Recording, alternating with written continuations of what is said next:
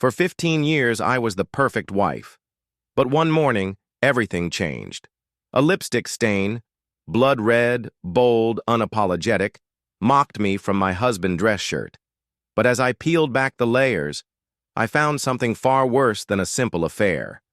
I'm Elena Foster, once a high school English teacher, but over the years became the perfect homemaker, fundraiser, and supportive wife. On a Tuesday morning at 9:30 a.m., it all crumbled in my hands like dust.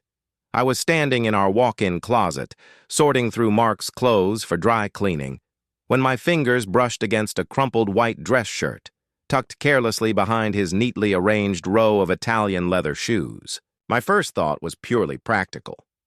Why hadn't he put it in the hamper? Mark was always meticulous. But as I unfolded the fabric, my heart stopped. There it was, a single smear of lipstick, blood red, brazen, mocking. I froze, my breath catching, in my throat. 1,000 thoughts fought for dominance in my mind, but only one clawed its way to the surface. That shade wasn't mine. I gripped the shirt tighter, knuckles white, as the air in the room thickened around me. My world had just shifted on its axis, and I wasn't sure if I was standing or falling. I tried to convince myself. Maybe it was an accident. Maybe it was nothing. But I already knew better. Mark had worn this shirt last night. He had kissed me on the cheek before leaving for an emergency surgery at Riverside Medical Center. I had believed him. Of course I had. Because I was his wife. Because I trusted him. Because I was a fool. The closet seemed to shrink around me as the realization settled into my bones. He was lying. And if he had lied about this, what else had he lied about? I should have screamed. I should have collapsed in a heap on the floor, sobbing, but I didn't. Instead, a quiet, eerie calm took over my body as I folded the shirt neatly, as if I were handling something fragile, something already dead. But I needed proof. That afternoon, I waited. I went through the motions, helping the twins with their homework, listening to Emma practice piano, preparing dinner, playing the part of the devoted wife while my soul splintered into 1,000 jagged pieces. And then, the opportunity arrived. Mark had left his phone on the kitchen counter while he showered. He never left his phone unattended. Never. But tonight, he did. It took everything in me to steady my shaking hands as I picked it up. My thumb, hovering over the screen. One quick glance, that was all I needed. I just had to confirm what my gut already knew, and then it lit up. Sophia Haynes. Last night was amazing. Can't wait to feel you inside me again. When are you leaving her? The words sliced through me like a blade. I felt the blood drain from my face. My stomach twist into a tight, unbearable knot. Sophia Haynes, a junior surgeon at the hospital. Young, ambitious, perfectly positioned to ruin my life. I opened their message thread, and what I found made me physically ill. Hundreds of texts, photos, plans made while I was tucking our children into bed. Jokes at my expense. Poor thing still thinks there's something to celebrate. She's planning a big anniversary surprise.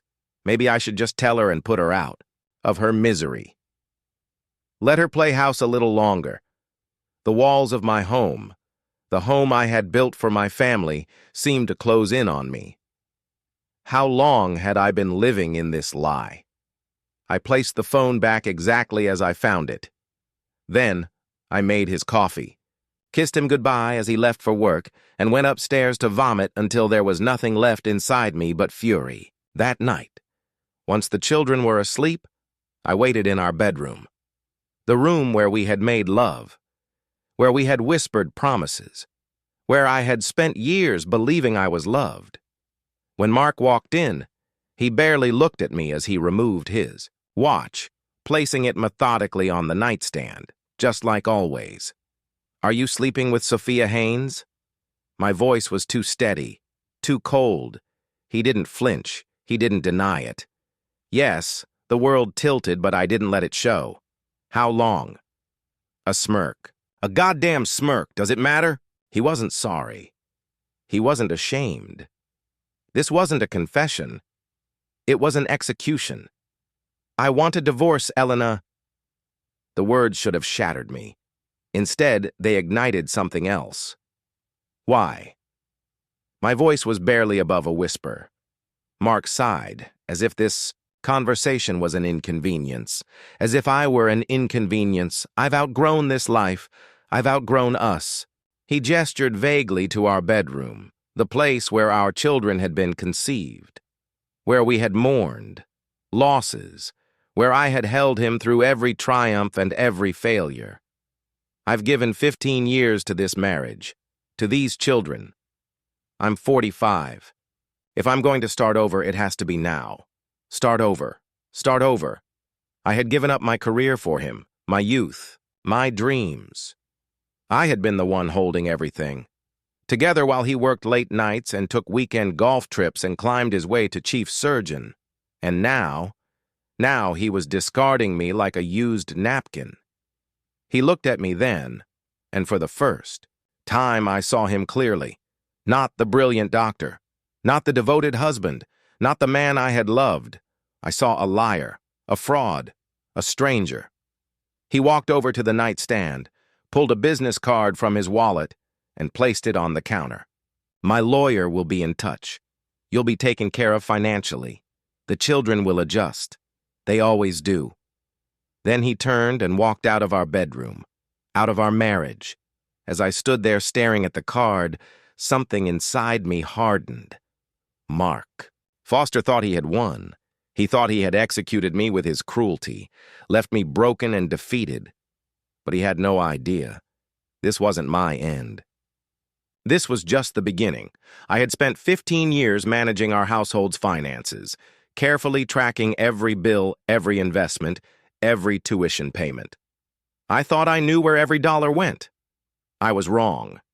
Sitting in my home office, the space, where I once planned family vacations and coordinated Mark's endless charity galas, I stared at the bank statement spread out before me. Rows of numbers, once meaningless, now screamed betrayal. "You're sure you never heard of Horizon Holdings?" Veronica Marsh's voice was crisp, calculated.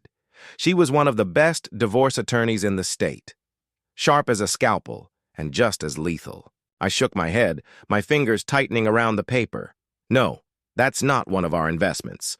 And yet, over the past 2 years, Mark had funneled nearly $250,000 to it in neat, deliberate withdrawals. $5,000 here, $10,000 there. The numbers added up to a silent fortune siphoned from our joint savings. Classic asset diversion, Veronica mused. But there's something off about the amounts, too sporadic for an offshore nest egg. This looks more like... She paused, tapping her red fingernails against her desk. "Like hush money," I finished for her. Her sharp blue eyes met mine. Exactly. I forced myself to breathe, forcing down the nausea that clawed up my throat. The affair was one thing. This was something else. Mark wasn't just leaving me. He was hiding something, and I intended to find out what. "Do you remember a Dr. Daniel Brooks?"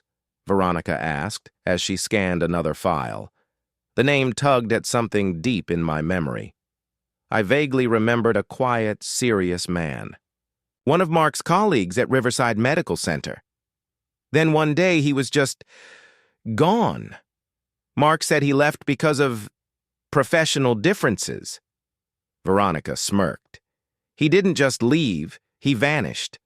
And you're not the only one asking questions." About that fertility clinic Mark helped expand. The air in the room thickened. The fertility clinic. I felt my stomach drop. We had struggled for years to conceive naturally. 3 painful, heart-wrenching rounds of IVF before I carried the twins. Another 2 before I finally had Emma. And Mark had been there through it all. Hadn't he? Veronica handed me a sticky note with a phone number. "Brooks runs a small private practice now, about an hour outside the city. If anyone knows what Mark was up to, it's him." Dr. Brooks agreed to meet me the next afternoon. His office was a stark contrast to the sleek modern halls of Riverside Medical. It was small, almost humble, tucked between a hardware store and a diner that smelled of burnt coffee. He looked older, wearier, as if he had been carrying a burden for far too long. When he saw me, he sighed. I always knew this day would come, he said quietly. I clenched my hands to keep them from shaking, then tell me what my husband did. For the next hour, he did. The fertility clinic at Riverside had been a gold mine, its success rate nearly miraculous. But Brooks had noticed inconsistencies, slight differences in lab reports, procedure records that didn't align. At first, he thought it was human error. Then he found proof. Mark and Dr. Mercer were falsifying records. Patients believed they were receiving one treatment when, in reality, their cases were being altered. Altered how? My voice barely registered. Above a whisper, Brooks hesitated, then slid a file folder across the table. Elena, your children. His voice cracked. Mark made sure his sperm was never used during your IVF treatments. The room spun. What? The word came out strangled, barely audible. He switched the samples. He ensured the clinic used anonymous donors instead. I couldn't breathe. My hands curled into fists as I struggled to process what I had just heard. No, that was impossible. Mark wanted children. He had been there.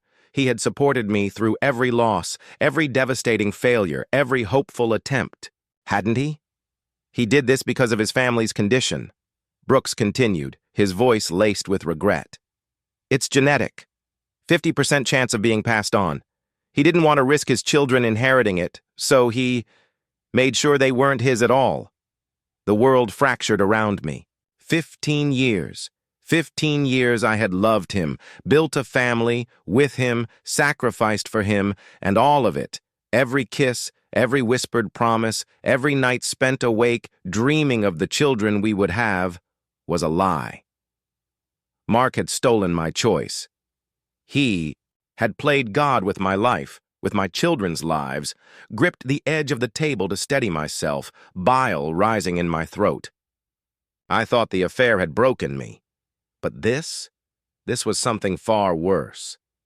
This was unforgivable. Dr. Brooks cleared his throat. Elena, there's more. I looked up, eyes burning, heart pounding. The fertility clinic tampered with more than just your case. You're not the only one. I left.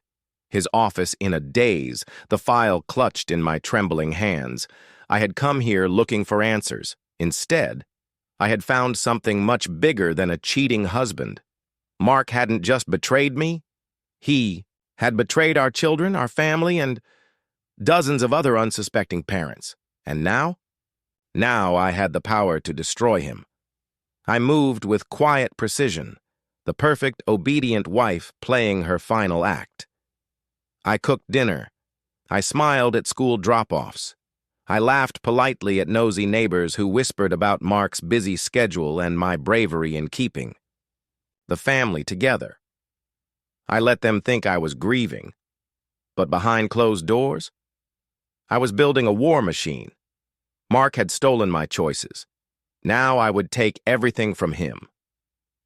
Late at night, when the house was silent, I moved carefully through my children's rooms. I ran trembling fingers through Emma's curls, pulling loose strands from her brush.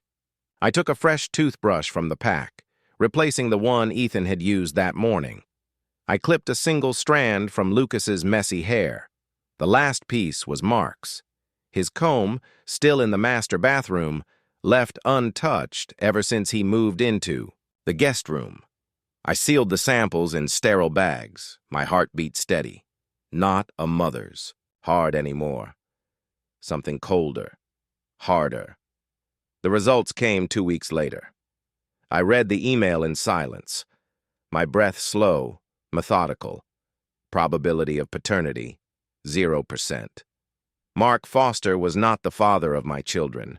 My hands didn't shake. I had known. But knowing and seeing it in black and white were two different things. Mark had built our family on a foundation of lies, but now I held the wrecking ball. Tell me how deep this goes. Veronica's forensic accountant, James Holloway, was a no-nonsense man with a sharp suit and sharper instincts. He scanned the bank statements, his expression grim. Horizon Holdings is a shell company, he said, registered under Mark's name. The money moves from your joint savings into Horizon, then disappears into offshore accounts. How much? $250,000 over 2 years, he replied. But that's just the money we can trace. Hush money, bribes, a hidden empire of deceit. How do we make this hurt him the most? I asked. James smirked. We follow the trail to its final destination. Then we make sure he can't bury it. Her name was Diane Fletcher, and she had spent 12 years working inside Riverside's fertility clinic. I found her in a tiny apartment, her walls lined with filing cabinets no one had thought to take from her. I kept records, she said, her voice brittle with age and regret. I thought, maybe one day someone would listen. She placed a leather-bound journal in front of me. Inside, every falsified procedure, every substituted specimen, every signature of authorization, Mark's signature, including on my file. I traced the ink with my fingertips, rage simmering just beneath the surface. He never gave me a choice, I whispered. Diane's eyes softened. None of the women did, dear. She slid a business card across the table. Agent Michael Dawson, Federal Bureau of Investigation. He's been waiting for someone like you, she said. I pocketed the card. Then let's give him what he needs. The private investigators. Report arrived a week later. Sophia Haynes, Mark's mistress, his lover, his perfect young replacement, was not who she pretended to be. Her real name? Sophia Evelyn Haynes. Her mother, Evelyn Haynes, had been Mark's patient 5 years ago. A routine valve replacement gone wrong. One that ended in Evelyn's death. The official report?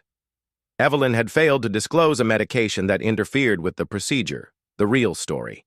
Mark had been operating on minimal sleep after a weekend, with Sophia in Chicago. A mistake was made. A cover-up was executed. A family was destroyed. Evelyn's husband died a week later. A broken heart, they said. That left Sophia alone. Alone to plot her way into Mark's life. Alone to get close enough to destroy him. But now, she wasn't the only one holding the knife. The weight of what I had. Uncovered should have crushed me. Instead, it forged me into something else. Mark thought he had secured his future, that he had won the divorce before it had even started. He had no idea what was coming for him. I was no longer his wife. I was his reckoning. I smiled sweetly as I signed the mediation papers, my hand steady, my expression serene. Mark sat across from me, relaxed, his confidence palpable. He thought he had already won. He had no idea that the chessboard had shifted. Beneath him. I wasn't fighting the divorce. I wasn't making demands. I wasn't screaming or weeping or begging him to reconsider. No, that's what he expected. Instead, I agreed to his terms. You're being surprisingly reasonable, Elena, he mused, adjusting his gold cufflinks. I tilted, my head, a hint of sadness in my eyes, the perfect touch. The children come first, Mark. I just want what's best for everyone. He bought it, every lie, every placid nod, every feigned moment of acceptance. He never saw the blade sliding between his ribs. Mark had grown careless, too accustomed to his superiority.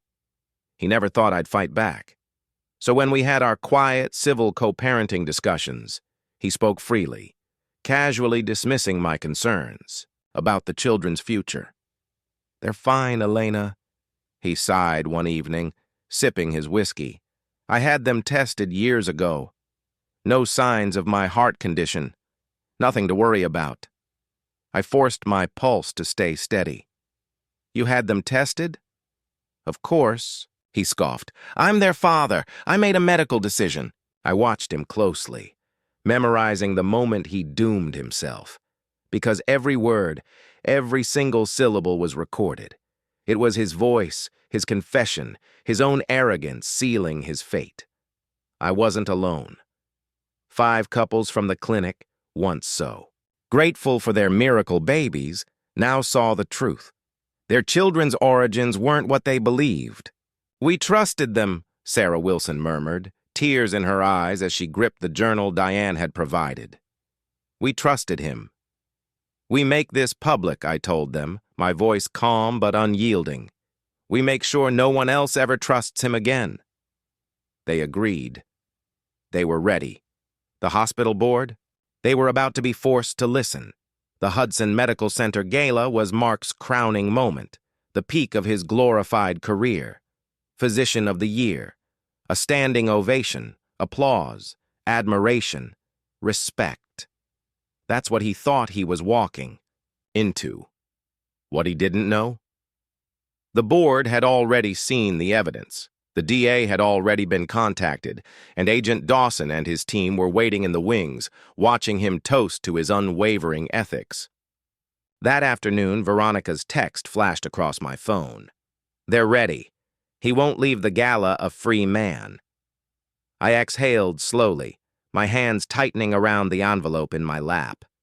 Inside, the DNA results that would strip him bare.